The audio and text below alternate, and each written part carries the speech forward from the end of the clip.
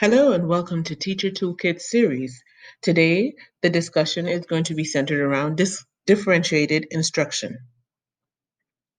A little bit about myself.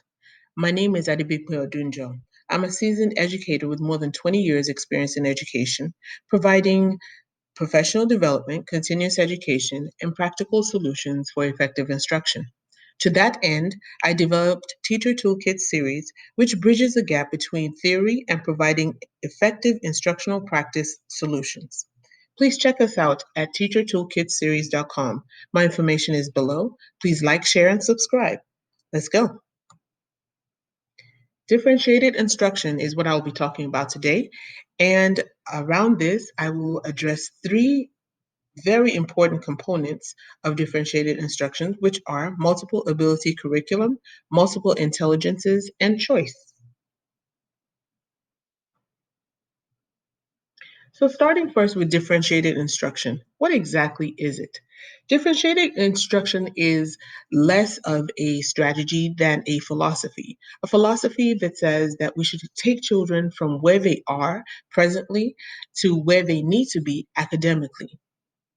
It's a philosophy that motivates and it facilitates the opportunity for children to become lifelong learners. Providing every student with a path to academic success requires a revolution in what we do. Children arrive at their academic destinations having come through a variety of paths. So, as an educator, we need to meet our learners at their point of need with various instructional styles. We cannot continue to maintain the status quo of what has been for the last 50 years and carry it forward into the 21st or even the 22nd century. Something has to change.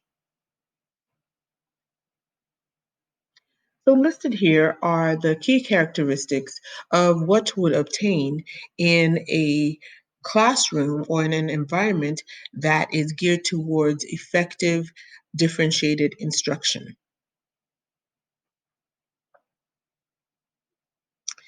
So there's the complex instruction.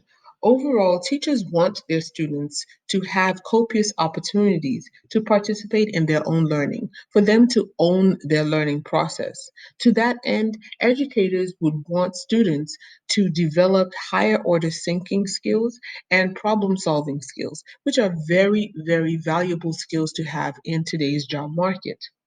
Now, these two attributes are components of a strategy called the complex instruction, and it was developed at Stanford University by Elizabeth Cohen. The main components of the complex instruction strategy are multiple ability curriculum, student managed groups, and equity.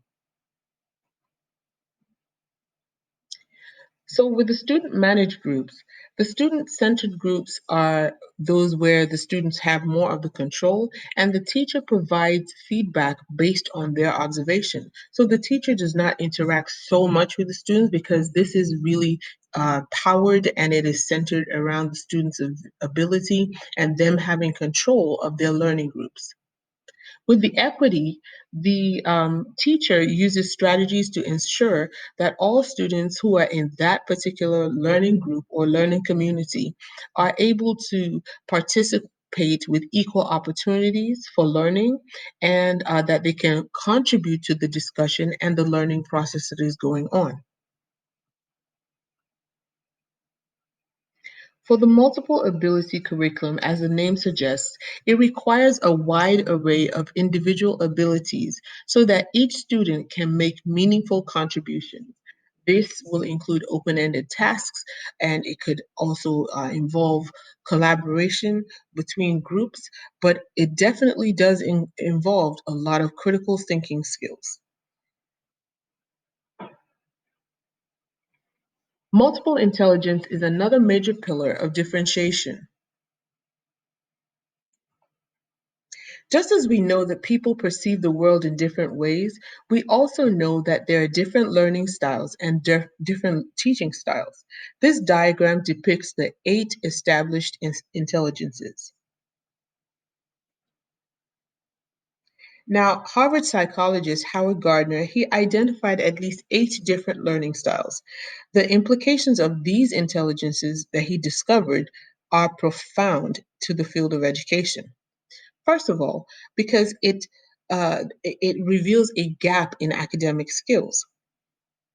There has been a focus in education for a long time that was mainly based on math and verbal intelligences. Other abilities were overlooked, which revealed that there were gaps in the academic achievement.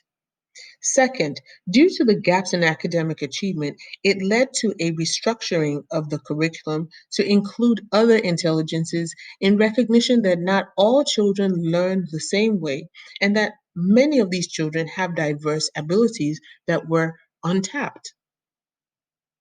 Third, Gardner's theory of multiple intelligence gives light to the fact that learning is an individualized activity and it does not occur in lockstep. So, a teacher's job really is to recognize the strength of each student and provide opportunities to improve weakness. The more effective that teachers can personalize each student's instruction, the more the student can discover their own strengths and put more effort into developing themselves. Which brings me to choice. One of the great lessons that educators most likely have learned from the global pandemic is the power of choice.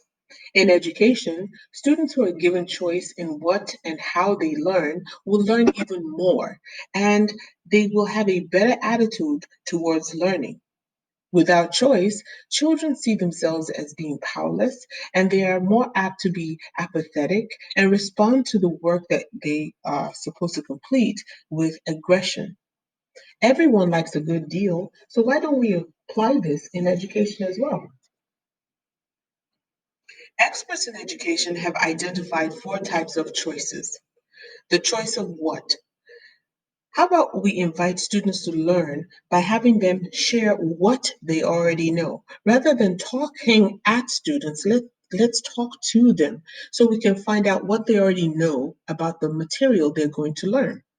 It's a sort of buy in for them. The choice of how.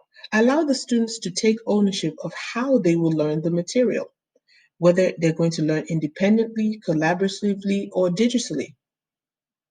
The choice of why. Engage students in a discussion as to make connections to the learning and to uncover why they're learning the material so they can make meaningful connections with what they're learning. And then the choice of evaluation. The student should know how their work will be evaluated or assessed.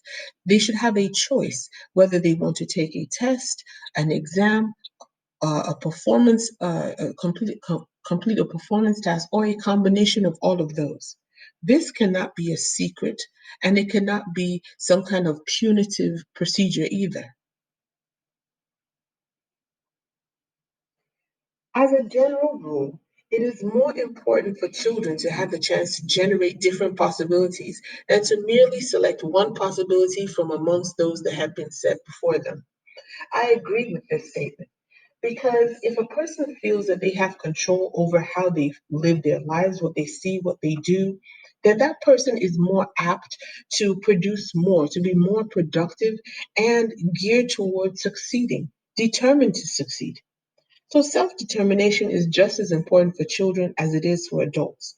Student choice is an important component of student centered learning, especially if we seek to move the pendulum in education and attain any kind of sustainable change in instructional practice. So, yes, I understand that giving students a choice might be intimidating or counterintuitive. Matter of fact, you might even experience pushback from your students because they have been so conditioned to think that education has to be all teacher centered and should never move to being student centered. But I encourage you, teacher, for you to persevere. Release your students to learn. Okay? Help them to take risks in learning. Certainly, I do know that there have to be special considerations because I'm not saying, the teacher should abdicate all responsibility in the classroom. No, not at all. Children definitely need guidance and they also need some kind of structure. But what I'm saying is that together, help your students to realize that, they can take risks in learning, and for them to also for them to see how their decisions and their actions, how it affects others in a learning community, so that we can now develop something of a collective responsibility in that learning community. The work should not always be on the teacher alone. It is tiring for you to be responsible for so many hundreds of people. Why not share that burden with your students where they have ownership of their learning? So, what will you choose? How are you going to do things differently next school year? Will you encourage independent thinking in your classroom? Do you want your students to make good decisions? Will you see your students as independent learners with unique points of view? What are you going to do differently? Now, a lot of this might seem inactionable, but let's do something that's small. Let's start with maybe giving students a choice of what they will do each day. This choice can appear in so many different ways. You can give students the choice to read a book after completing their work. They can work outside of the classroom with a peer. They can work on a project independently. They can go to the library. They can do some kind of research. They can create some kind of art. Give them a choice each day in what they want to do. This is how you make change in small but deliberate ways. Thank you for listening to my presentation today. If you have any questions, please go ahead and post them below, or you can send me an email or reach me on Instagram. Please check out my website, teachertoolkitseries.com. Like, share, and subscribe. Thank you for listening. See you next time.